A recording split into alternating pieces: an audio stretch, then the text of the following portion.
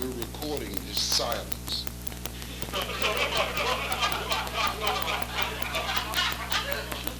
It's going to be part of my new album. We're going to have, well, we want to make the album different, so we're going to have the album will run about 38 minutes. We're going to have 20 minutes of silence. It's going to be an out there album. Like everybody can, either you can sit there and during that 20 minutes and let your mind just wander, or you can sit there and ask the other people listening what's on their mind. You know, or just everybody just start talking about what's on their mind at the same time. And therefore, every time you hear it, it'll be different. See? So that's why I'm not being funny right now. That's on purpose. So that shows how good this album actually is. You know, because I could be perfect. I could come out here and have people standing up, running out of this room like they did the first show.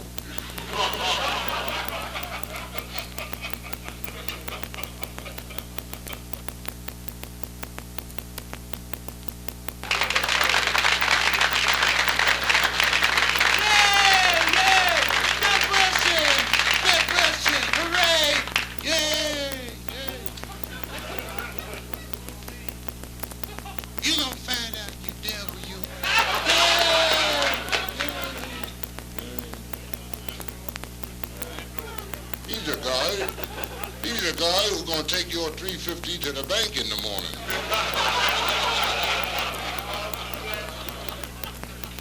Just thought, you know, I feel fine this evening. In fact, I feel so well, what I thought I'd do is let you in on my new policy. I have a new policy called Flip Wilson's new policy of being fair with the audience.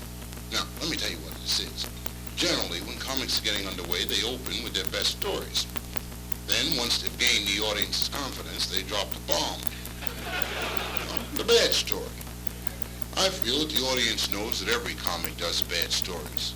So why sneak them in on you? Why should the audience have to sit there and sweat out when the bomb's going to fall? So it's my new policy to do my worst story first. Do it and get it the hell out of the way. Let the audience relax. It's a rotten story. I guess the best way to describe the story would be to say it's one of those stories that creep up on you later, like those Fruit of the Loom shorts.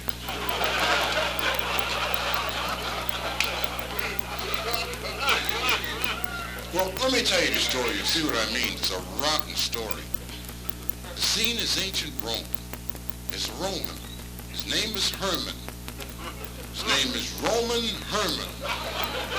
That alone gives you an idea of how bad the story is. Ooh, that's terrible. The fad of the era was eating berries. Everyone loved berries. They'd walk around with little pouches. The pouches would be filled with berries.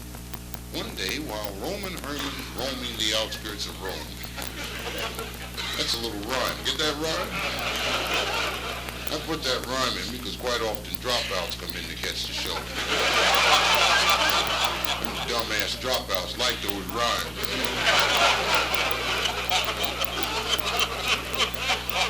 One day, while Roman Herman's roaming the outskirts of Rome, Herman spies lying beneath a bush the most magnificent berry he's ever beheld. Herman stops and picks the berry. He stands there praising, admiring, saying, damn, what a berry. Look at the shape of that berry. The texture, the way the twigs hanging on the side. 3 hours, Herman stood praising the berry. He decides to sneak the berry back into Rome. He waits until about 4 that morning. That's a good time to sneak, 4 in the morning. You run in there when they're sneaking too. Herman goes straight to his best friend's house. He awakens his friend and shoves the berry in his friend's face. His friend said, damn, Herman, what a berry. That's a hell of a berry you got, Herman. I said, Herman, you'll make a lot of money with that berry. People give you $1 each to look at that berry and praise it. fame of Herman's berry spread across Rome. Pretty soon everyone in Rome saying, "You seen Herman's berry?" Where do you get a look at Herman's berry? What a berry that Herman got. One day the three wise men show up. They've come to see Herman's berry. And they have their wives with them too. Well, these guys had gotten pretty lonesome on a long trip once before.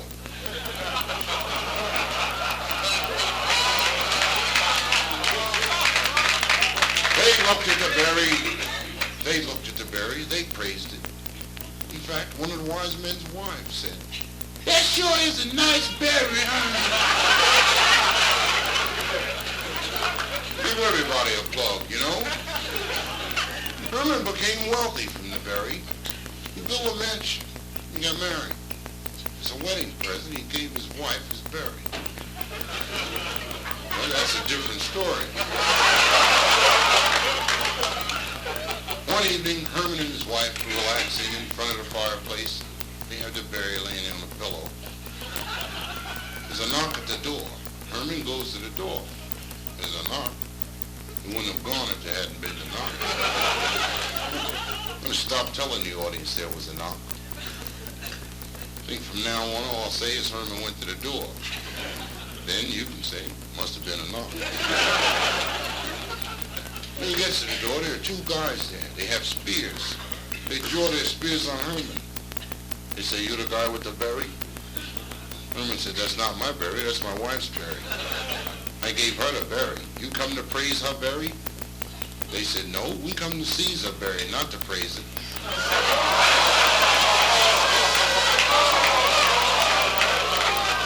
That's why I wanted to get it out of the way. So, rocking story.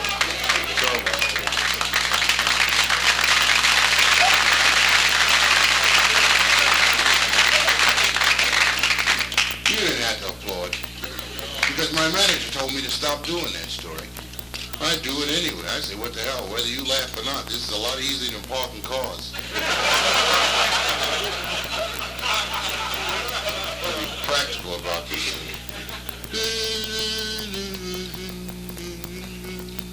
I should have been a singer. Originally, I wanted to be a singer.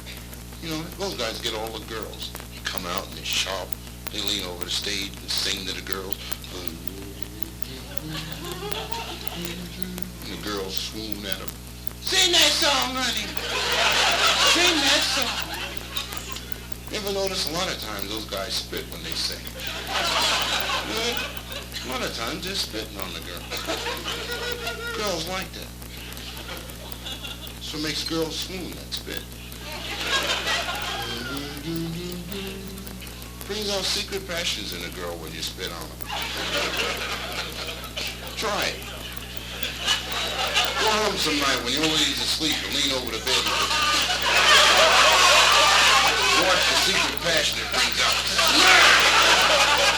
Shot right in the throat. In Vegas recently, a guy came up after the show and he told me about a millionaire who lived there in Vegas. We decided he wanted to give an unusual party for his friends. He called the party Night in the Everglades. From Florida, he flew in palm trees, tropical brush. He lines them around the pool. He flew in the Seminole Indian rock and roll band called Bow and the Arrows. He also flew in 20 alligators. He puts them in the bowl. To impress his friend with how liberal he was, he invited his Negro gardener. Personally, I think you're being pretty damn liberal when you bring alligators. Well, the party's going on, everybody's having a ball. And the host stops the band, he gets the guests around him, he says, "Look, as an added surprise, I've decided I'm going to offer either my daughter's hand in marriage or $1 million to any guy who'll swim that pool of alligators." There's an immediate undertone of conversation. Well, everybody talking. Splash! They turn and look, and there goes the Negro gardener down the pool. When he gets out of the other end, the undertone in conversation increases. The fella's friends go to him and say, "Fred, you made the offer. You gotta pay off, Fred. If you don't, everyone will say you're not a man of your word." Fred goes over to the garden. He says, you won the bet. Which you want, my daughter or the $1 million? The fellow said, neither one. I want you to tell me who shoved me in that damn pool.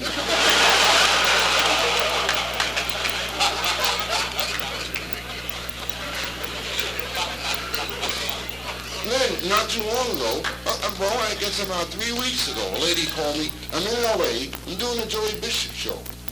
The lady called me right after Joey had made the announcement that I'm on the show. The phone rings and the lady calls me. She's calling me from Chicago. And the lady told me a story. Well, I did it on the show right at that moment. Generally, I think about them a little bit.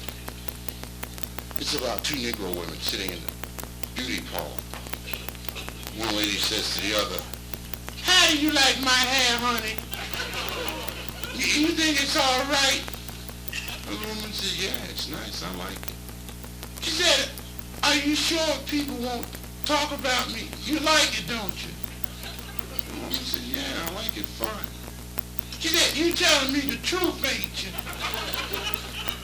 The woman said, well, what do you think is wrong? She said, you don't think it make me look too Polish, do you?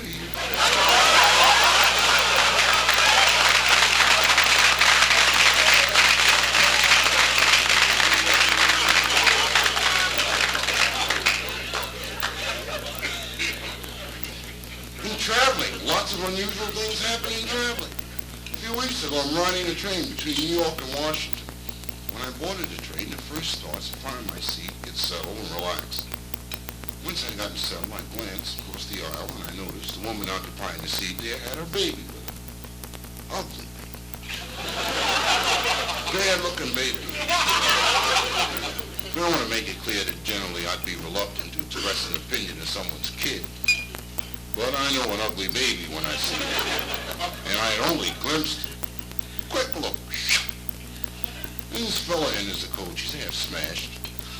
When he gets to the section where the woman is with the baby, he stops and he's staring. And the lady's watching. She heard him when he said to himself, damn. And the lady said, what are you looking at? The guy said, I'm looking at that ugly baby. That's a bad-looking baby, lady. That's a hell of a kid you got here. So I bet you save a lot of money with that baby. You don't have to hire a babysitter. No one's going to bother that kid. The woman took this as an offense. She pulls the emergency cord. The train stops. It's a big scene. The conductor comes running in. So what's going on in here? What's going on in here? And the lady says, this fella just insulted me. I don't have to spend my money to ride this railroad, be insulted. The conductor says, now calm down. Said, madam, he said, the railroad will go to any extent to avoid having differences between the passengers. So perhaps it would be more to your convenience if we were to rearrange your seating. And as a small compensation from the railroad, if you'll accompany me to the dining car, we'll give you a free meal.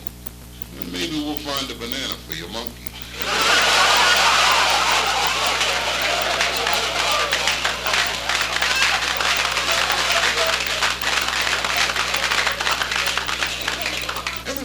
Idols, people who inspire them, and drive them on to new horizons.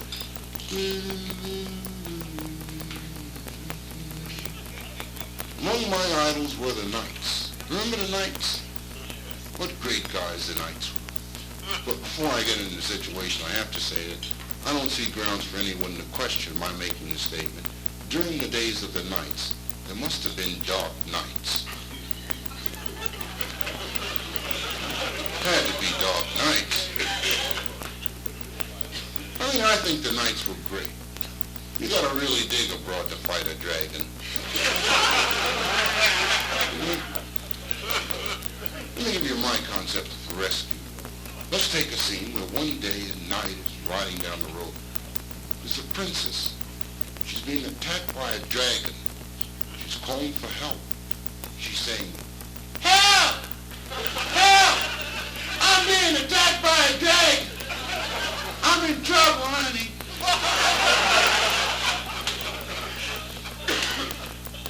As the knight rounds the bend in the road on his horse, and the princess hears him approaching, she calls out, who's that clippity clopping down this road. And the knight says, that's me, Mama. Said I was sitting around the castle. I didn't have nothing to do. And I said to myself, you ain't got nothing to do. You sitting around the castle. So I decided I'd rescue a princess. She asked, are you a knight? He said, every day. She tells him, I'm a princess. I'm a princess, honey. My name is Geraldine. Princess Geraldine. What's your name? He said, my name is Overnight. That's when she asked, would you kill a dragon for me? I said, kill a dragon? Damn. So I've been asked to climb a mountain, swim an ocean, cross a desert, never to kill a dragon. So that depends on how big the dragon is. If he just came out of the egg, I'll kick his ass.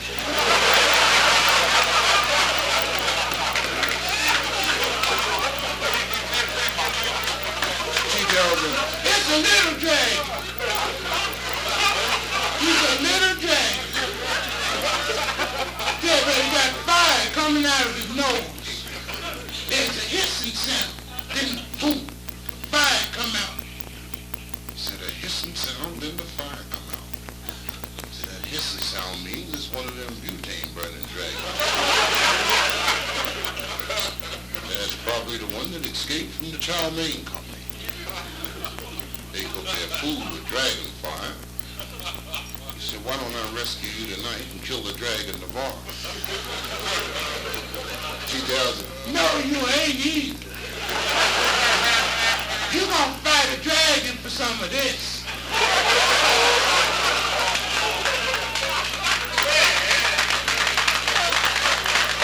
Overnight has his sword. He's banging on the bushes trying to find the dragon. The princess is helping him.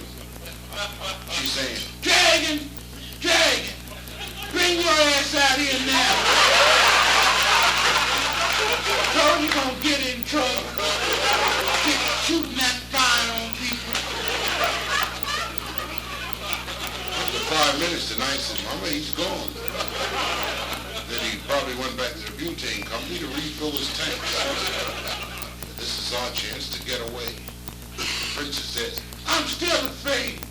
I'm still afraid. Can I stay with you overnight? He said, I'm off all day tomorrow, too. Did you read the paper the other day about that gardener? The gardener who took the LSD? Yeah, some gardener. See, and he worked for this wealthy guy, you know? And the guy had been on a trip. He'd been to England. He'd been gone for months.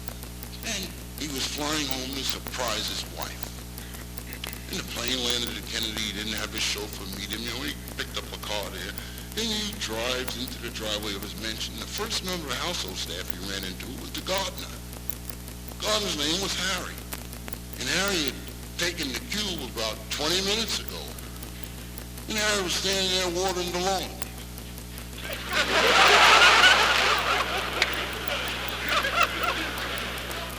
And the boss walks up and said, what's happening, Harry? I said, ain't nothing happening. I said, ain't a damn thing happening. Other than the dog died. Boss said, the dog died, Harry? I said, how'd the dog die? He said, he found some dead horse meat in the barn, and he ate it, and he died. I said, dead horse meat in the barn? How did dead horse meat get in the barn?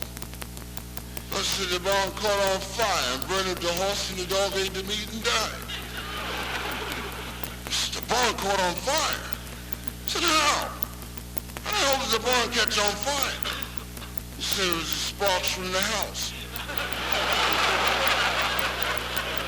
He said, the roof of the house was burning, and the sparks flew over to the barn and burned up the barn, and the horse and the dog ate the meat and died. I said, the house? What do you mean the house? I said, how did the house catch on fire? He said, it was the candles. The fire from the candles caught onto the curtain and shot up the wall of the roof, and the roof started burning, and the sparks flew over to the barn and burned up the barn and the horse, and the dog ate the meat and died. I said, the candles? What candles? So we got all electrical fixtures in the house. Where'd the candles come from? So there's the candles around your mother-in-law's coffin. Your mother-in-law had a heart attack and died. So we put the candles around the coffin and the fire caught on the curtain and shot at the wall of the roof. And the roof started burning and the sparks flew over the barn and burning the barn and the horse. And the dog ate the meat and died. So my mama had a heart attack and died. So I said, what the hell went on around here? I said, I'm not going to tell you one more time. So your wife ran away with the milkman. And your mother heard about it, she had a heart attack and died. That's when we put the candles around the coffin and the fire caught on the curtain and shot at the wall of the roof. And the roof started burning, the sparks over the barn and burning the barn and the horse and the dog ate the meat and died. Now other than that, ain't nothing happened.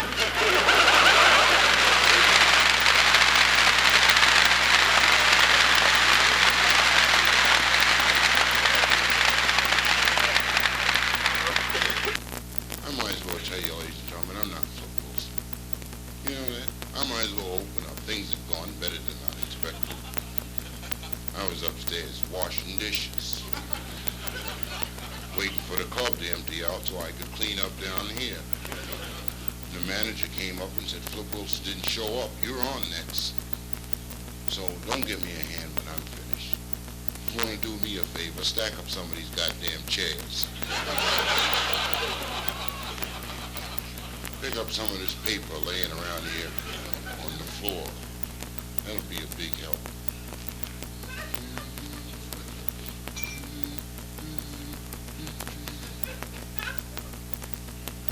I don't know where this thing started, where people believe that entertainers have lots of girls. You know that?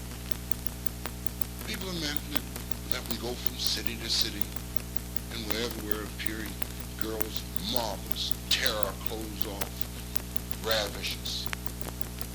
When?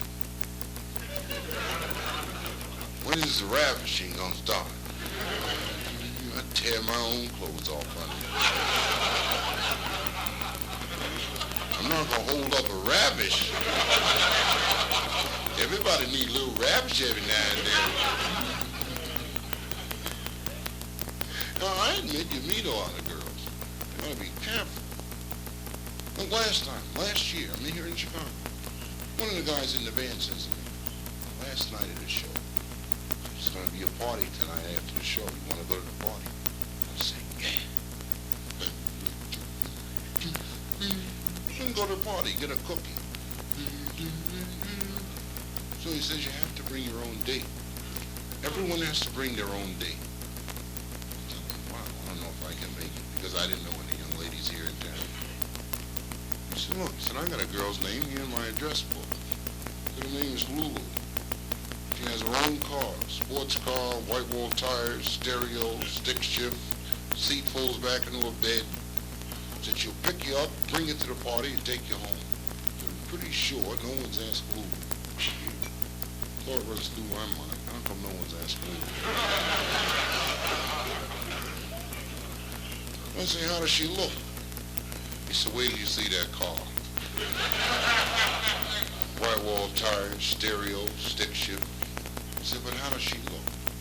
He said, she'll pick you up, bring you to the party, and take you home. I'm pretty sure no one's asked Lulu. Damn, nobody asked her twice. I said, do you want to go to the party or don't you? He gives me the number. I go to the phone.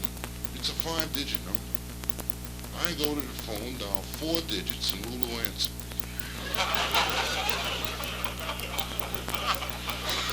She said, yeah, I'll go. We go to the party. We're in the party about 15 minutes when the host comes over. She said, look, he said, I want to talk to you. Can you bring Lulu? You bring the broad who looks like someone hit her in the face with a bag of nickels. Get her out of my party. She's been here 15 minutes and she started 3 arguments. So I tell them, we'll speak to those other people. Make them leave her alone and she'll be all right. The guy said, I'm not speaking to anyone else. You're going to get her out of here. She just smacked Sonny Liston. Said, Sonny's looking for the guy that brought her to the party. I said, damn, you tell her to meet me at the car. When Lulu arrives at the car, she wants me to drive. I can't drive, I've been drinking. I'm not going to get behind that wheel when I've been drinking. I know how I drive after I've had a few. I've already promised myself if I drive, I'm not riding in there. She's drunk, she can drive. So Lulu's driving. I notice she's holding the wheel with one hand, and on her lap is a small brown bag. It's an intersection, a red light. Lulu ran the light. Get it? She ran the light. Then she came back and got the car.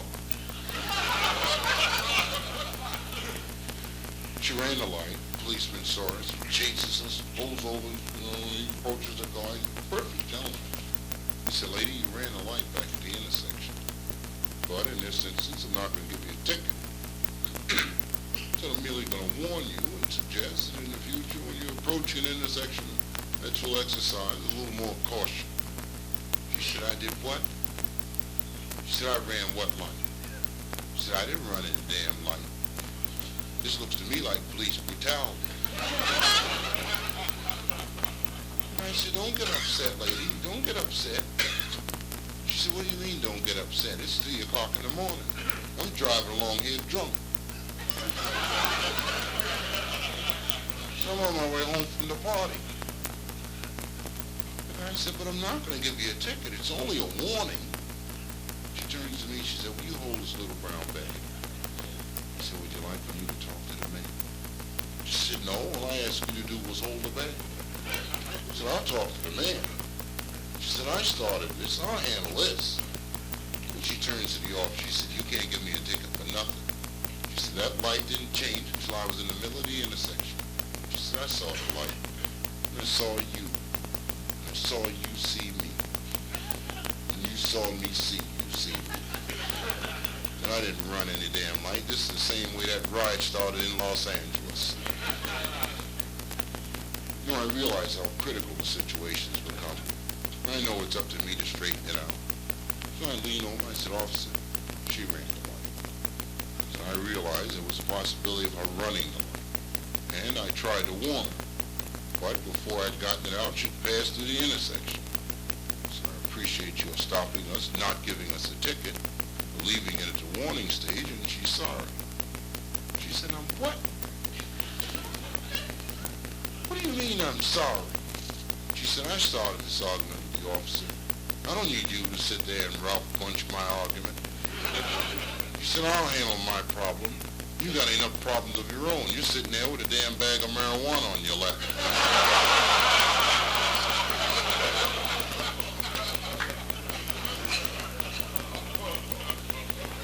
Rough situation.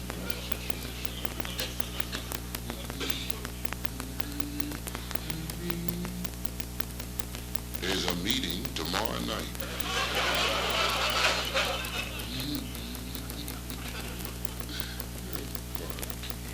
I gotta say hello to my cousin upstairs in the kitchen.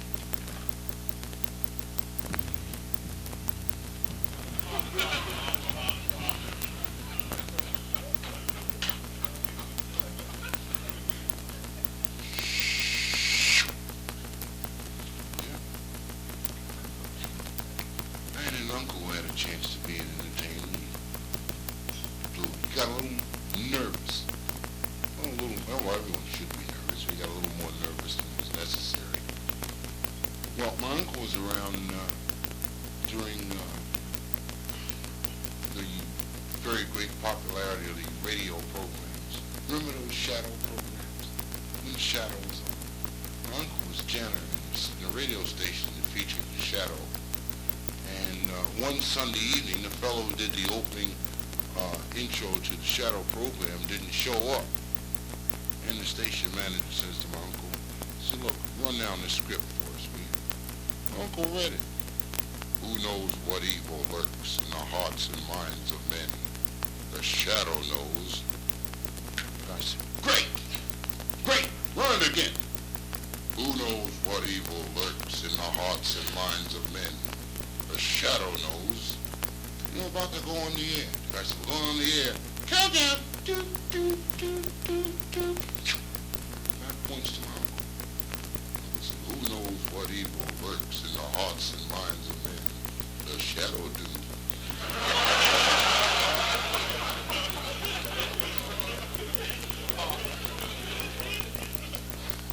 Got a little more nervous today. Does anyone here owns one of those little foreign sports cars? Get rid of it. Those cars are dangerous. Buddy had one. What a situation. First day he got it, he picked his girlfriend up, took her out for a ride on the expressway.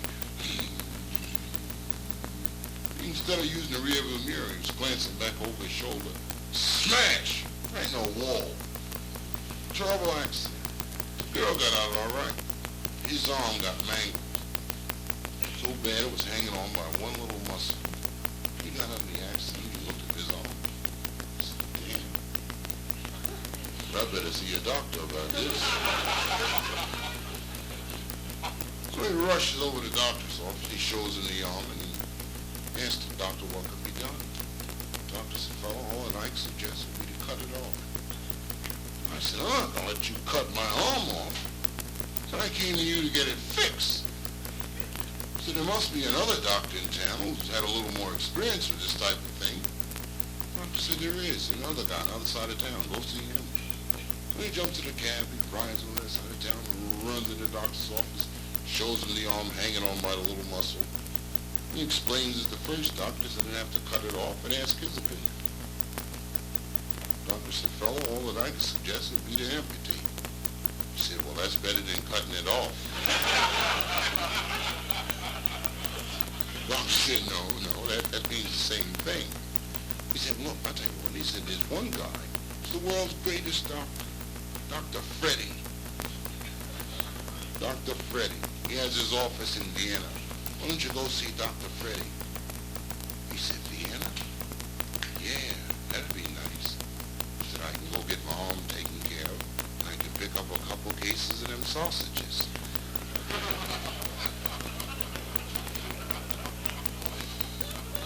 Said, I like them sausages. Said, them Vietnamese sure know how to make good sausages.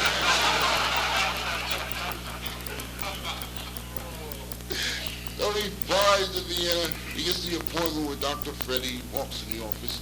Freddy's sitting there, got a scotch and water, a Ray Charles record on the box there. Freddy said, lay the arm on the table.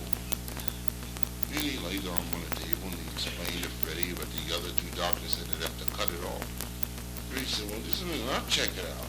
You came to the greatest. I'm the one who knows what's going on. I'm the doctor. You just relax and keep that arm from falling on the floor. He goes over and he gets a giant medical volume down. He's reading it. He said, I said, yeah. I said, oh, that's what the book said. I said, And he gets his microscope and he looks at his little muscle. I said, damn. Then he turns to the guy and he says, you don't mind if I turn that record over to you? He turns the record over. I said, yep. I said, fella, we don't have to cut that off. The fellow said, no? Hell no. 10 minutes, that's going to fall off by itself.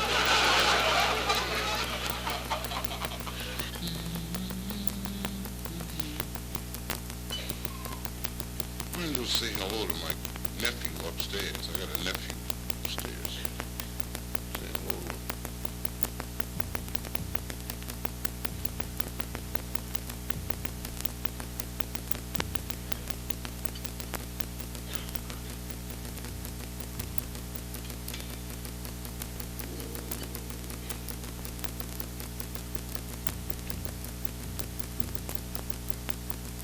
Put the little holiday greetings in there too. Last night I spelled his name wrong. One of the customers said, you spelled his name wrong.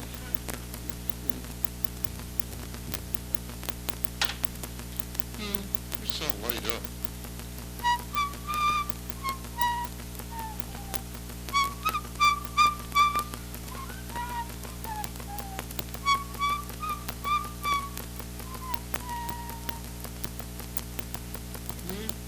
You know,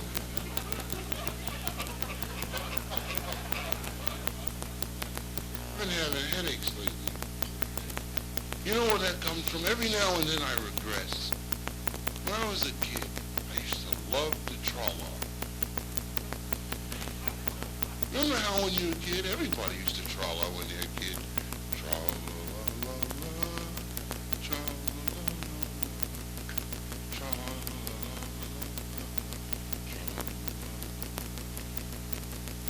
I just love the tra-la.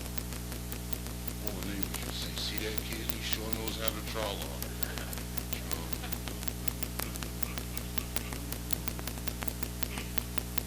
Long time ago, there was a little boy. And, well, let me tell you why I do this story. The way the entire situation came about. A couple of days ago, I went out to one of the schools in the poverty area to talk to the kids. And my reason for going was the teacher asked me. That's my personal invitation. And she rolled over that morning and said,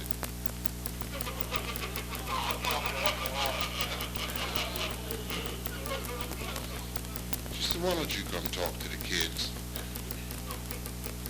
How could I tell her that? So I go out, I'm sitting there, you know, kids, you know. And one little kid asked, said, Mr. Wilson, is America the land of opportunity for a spade?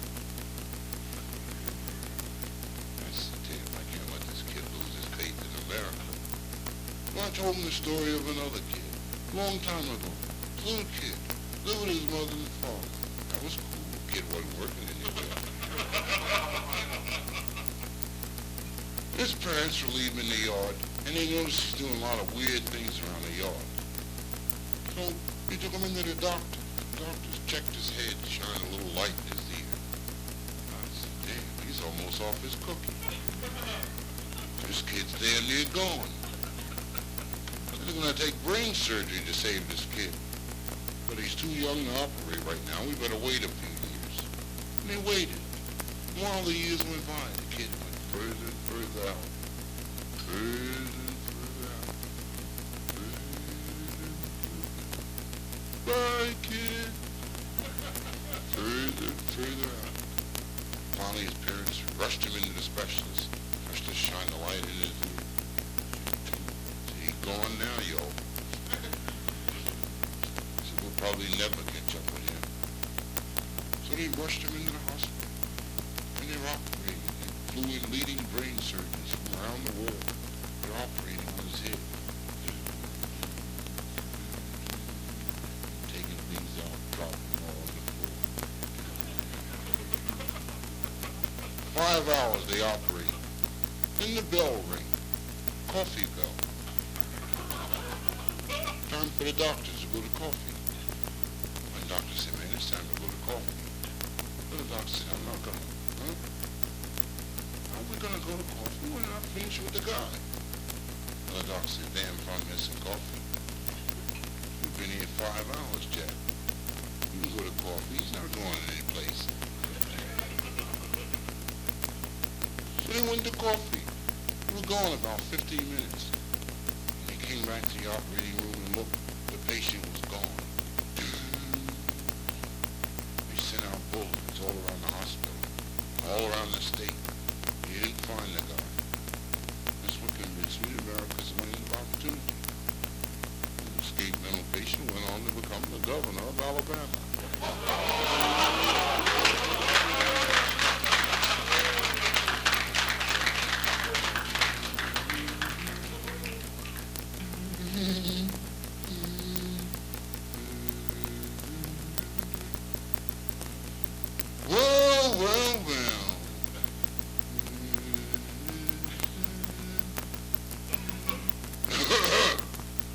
Smoke. That's what I'll do. I smoke. You know? Yeah, that's it. So I'll just light up here.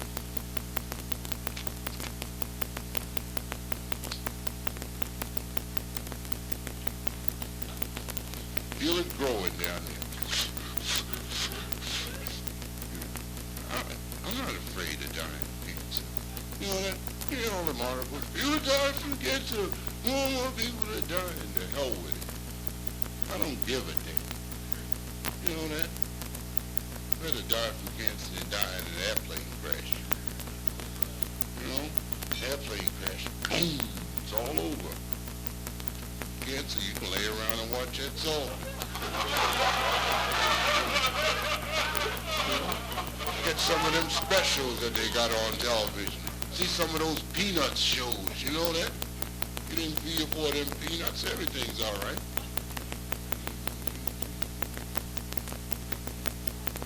It's better than dying from nothing.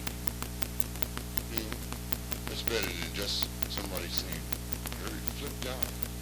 Say, yeah, what he died from? Nothing. He didn't die from nothing. No reason at all. Whoop. Yeah. I have a reason for dying. I guess a reason for me standing here dying. I'm not dying for nothing. Getting paid to die. I'm doing my job right now. I'm doing a hell of a job, too.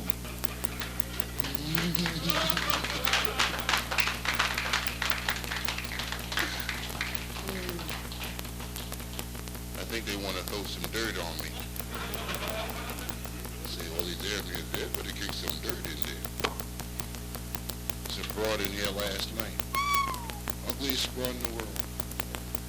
And I had been talking about ugly people, and she felt flattered.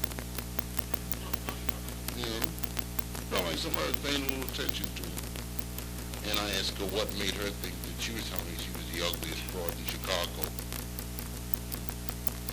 She would tell me that there had been a contest, and all of the girls had to write what particular situation might have occurred that made them feel that they were the ugliest broad in town.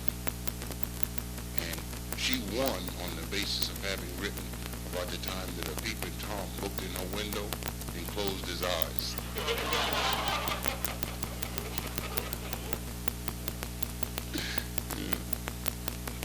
Peeping Tom named Harry.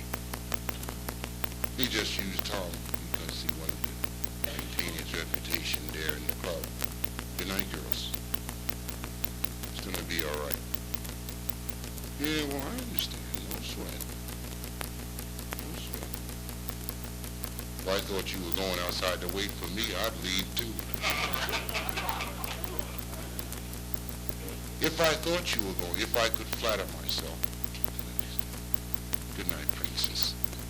I'll fight a dragon for you, Mama.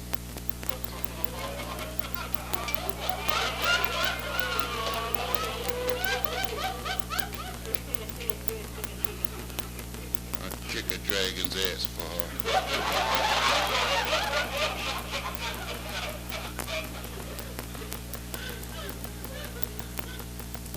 I'd kick her and the dragon's ass for a girlfriend.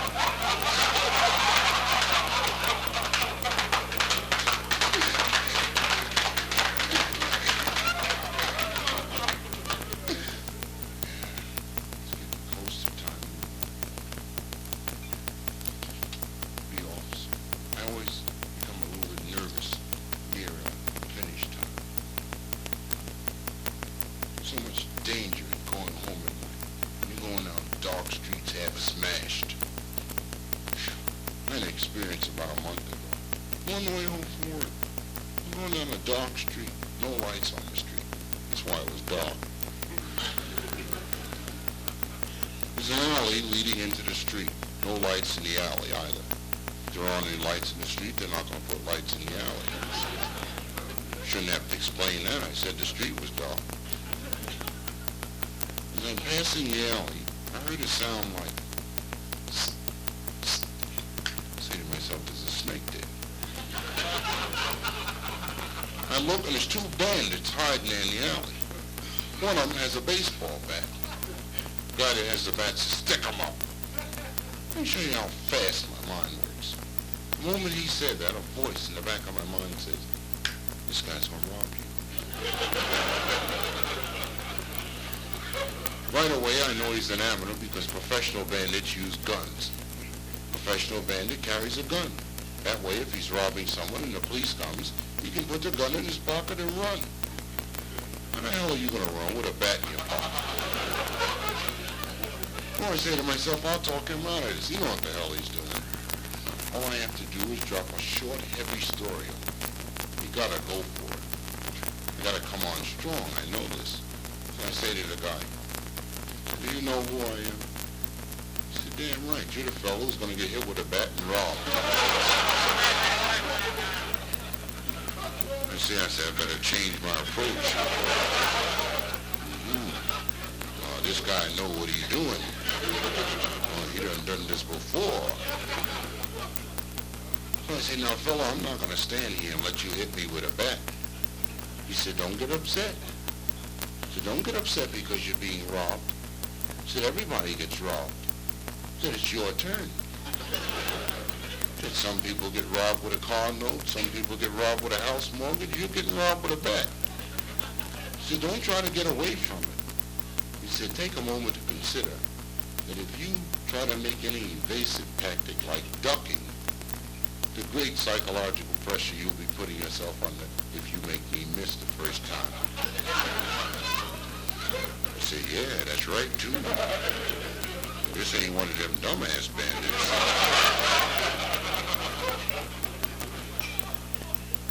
Well, I said, now look, fella. He said, the cops will get you. Because I got a very good memory, and I'll give the police a complete description, and they'll get you and your buddy. He said, if you got anything you want to tell the police, you better write it down before I hit you with the bat. That's when I started to cry. And the guy said, get up. So I'll speak to my buddy and see if he wants to give you a break. He goes over, he talks with his partner, he comes back, he says, look, my buddy and I have discussed it, and we decided we're not going to rob you, but we're still going to hit you with the bat.